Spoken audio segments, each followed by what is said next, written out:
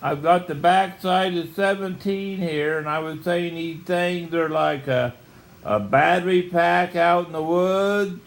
They may not be, they're solar powered, but they may not be battery pack. You may have them gravity battery pack, a little bit of solar power, but you may have them sort of heat sensitive. So so when something on a weight, so when these things are heat sensitive, when a fire starts, this thing lets the weight come down and the weight would initiate turning them on, and somehow or the other, this thing would come down and initiate power, run a generator, and send a radio signal to a system.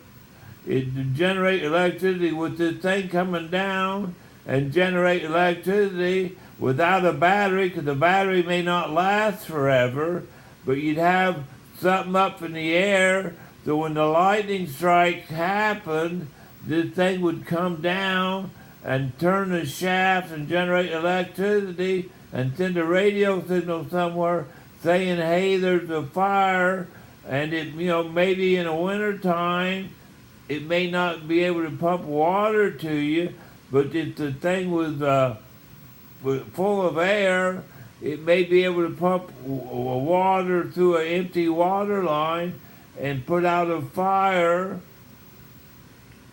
and come down, and once the fire is out, it would be able to know that the fire was out and shut it off, because the thing would still be up in the air and come down and shut there could still be computer.